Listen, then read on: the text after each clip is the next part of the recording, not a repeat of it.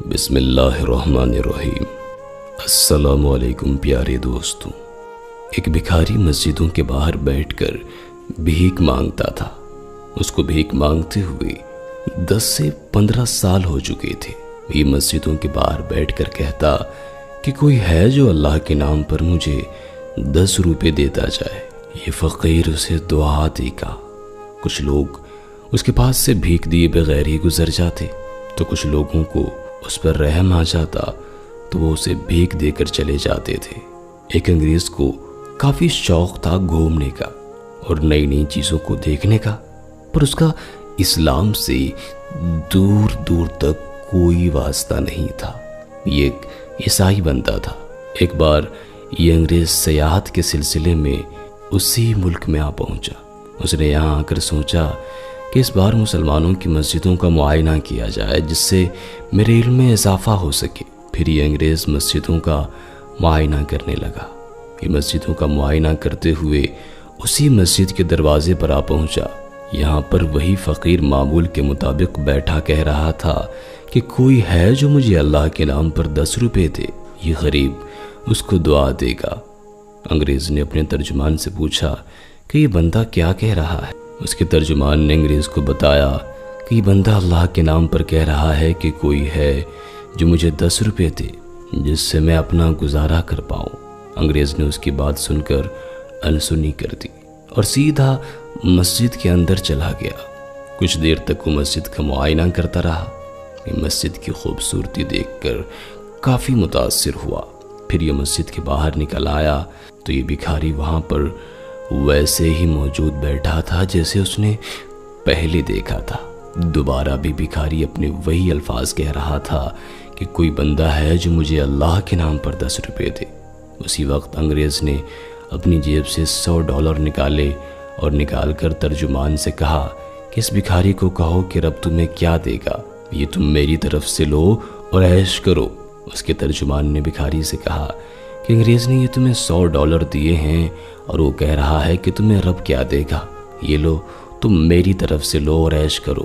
بھکاری نے کہا کہ اس انگریز سے کہو کہ میں مانگ تو اپنے رب سے رہا تھا اور اس نے میری دعا اس انگریز کے ذریعے پوری کر دی جس کو ذریعہ بنا کر بھیجا ہے۔ بے شک رزق کا وعدہ تو میرے رب نے کیا ہے اور اس نے مجھے عطا کر دیا۔ اب انگریز بھکاری اور اپنے ترجمان کی باتیں سن رہا تھا، پر اس کو یہ معلوم نہیں تھا کہ ان باتوں کا مطلب کیا ہے۔ انگریز نے اپنے ترجمان سے کہا کہ اس بھکاری نے کیا جواب دیا، تو اس کے ترجمان نے کہا کہ بھکاری کہہ رہا ہے کہ میں مانگ تو اپنے رب سے رہا تھا اور اس نے تمہیں ذریعہ بنا کر میری مانگ پوری کر دی اور تمہارے ذریعے سے اس نے مجھے عطا کر دیا۔ اب یہ بات انگریز کے دل پر جا لگی۔ انگریز دل ہی دل میں سوچنے لگا کہ بات تو بھکاری کی بالکل ٹھیک ہے۔ اس کی مانگ تو جیسے بھی ہوئی پوری تو ہو گئی۔ یہ مانگ تو اپنے رب سے ہی رہا تھا، پر میرے ذریعے اس کے رب نے اس کی مانگ پوری کر دی ہے۔ یہ انگریز پھر وہاں سے چلا آیا۔ جب تک کسی انسان کے دل پر مہر لگی رہتی ہے تو وہ اپنے اعمال سے بھٹکا رہتا ہے، لیکن جسے اللہ تعالیٰ ہدایت دینا چاہے اسے کون گمراہ کر سکتا ہے۔ کچھ دن یوں ہی گھومنے کے بعد انگریز نے سوچا کہ کیوں نہ اب ریگستان کا چکر لگا کر سیر و تفریح کی جائے۔ انگریزوں کے اندر ویسے بھی کھوج کرنے کا جذبہ کافی پایا جاتا ہے۔ انگریز نے اپنے ترجمان سے کہا کہ مجھے ریگستان کا چکر لگانا ہے اور ہم وہاں پر کچھ دن رک کر معائنہ کریں گے۔ اس کے ترجمان نے کہا کہ ٹھیک ہے، ہم صبح ہوتے ہی سفر پر روانہ ہو جائیں گے۔ جیسے ہی صبح ہوئی، انگریز نے اپنے دل کی مراد کو پوری کرنے کے لیے ریگستان کا رخ کر لیا۔ اب انگریز اور اس کا ترجمان یہ دونوں ریگستان کے اندر پہنچ گئے۔ انگریز نے ریگستان کے اندر آ کر کیمپ لگا لیا۔ 1 سے 2 دن یہاں پر معائنہ کرنے کے بعد اس کی دلچسپی اور بڑھ گئی۔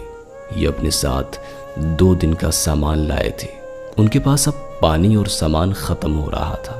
انگریز نے اپنے ترجمان سے کہا کہ ہمارے پاس جو بھی سامان باقی تھا وہ ختم ہو چکا ہے، لیکن میرا دل نہیں چاہ رہا واپس جانے کو۔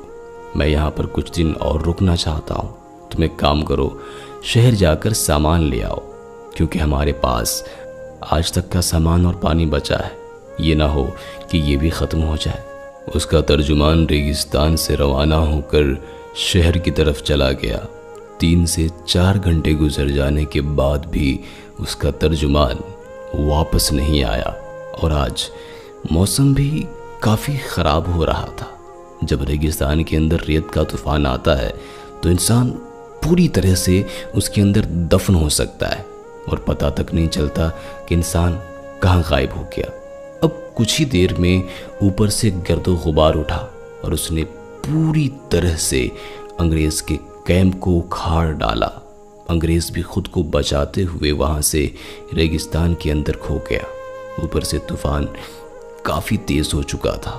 اب انگریز کو نہ تو کوئی بندہ دکھائی دے رہا تھا، نہ ہی کسی کی آواز، اور کوئی پتہ معلوم ہو رہا تھا اس کو، کیونکہ طوفان پوری طرح سے تباہی لا چکا تھا۔ 1 سے 2 گھنٹے کے بعد طوفان تھما۔ اب انگریز کو یہ معلوم نہیں تھا کہ یہ کہاں پر موجود ہے۔ یہ 2 سے 3 فٹ ریت کے اندر دب چکا تھا۔ اس نے کسی طرح کر کے خود کو ریت سے باہر نکالا، پر اس کی سانسیں پھول رہیں۔ اس کے بعد بھی اس نے ہمت نہیں ہاری، خود کو وہاں سے نکال لیا۔ رات کافی گہری ہو چکی تھی، نہ ہی اب اس کے ترجمان کو پتا تھا کہ انگریز کہاں ہے، کیونکہ اب اس کا ترجمان وہاں پر آ بھی نہیں سکتا تھا۔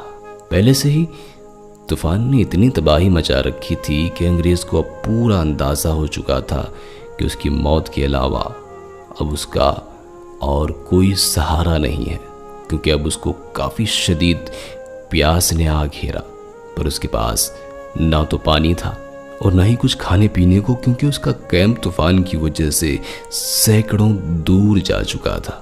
اب اسے صرف ایک ہی چیز دکھائی دے رہی تھی، اور وہ تھی موت۔ کہتے ہیں کہ جب انسان برے وقت میں پھنس جاتا ہے اور اسے کوئی دوسرا راستہ دکھائی نہیں دیتا تو پھر وہ اپنے رب کی طرف رجوع کرتا ہے۔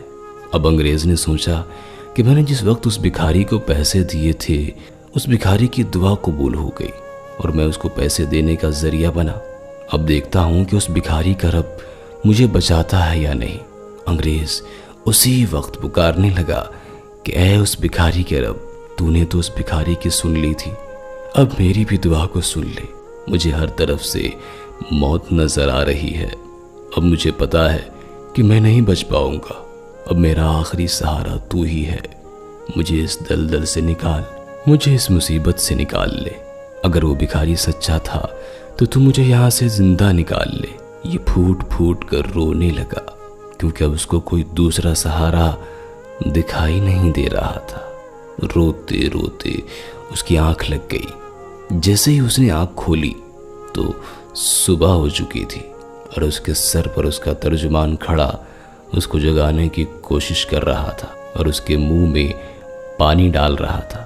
جیسے ہی اس کے منہ کے اندر پانی گیا تو یہ اٹھ کر بیٹھ گیا اور کہنے لگا کہ واقعی بھکاری کا رب سچا تھا، اور میں نے اسی رب سے مدد مانگی جبکہ میرے سر پر موت آ پہنچی اور اس نے مجھے بچا لیا، جبکہ اتنے گہرے طوفان نے پوری طرح سے تباہی مچا رکھی تھی۔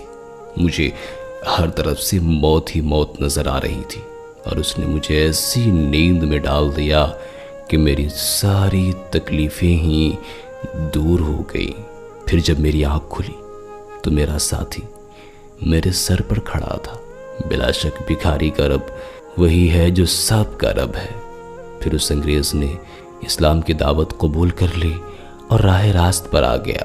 بلا شک پروردگار تو وہی ہے جو ہزاروں میٹر سمندر کی گہرائی کے نیچے پتھر میں موجود ایک کیڑا بھی ہو تو اس کو بھی رزق دیتا ہے، اور وہ ہر کسی کے ہر حال سے باخبر ہے، اور وہ ہر چیز کو جانتا ہے۔ بے شک وہ ہر چیز پر قادر ہے۔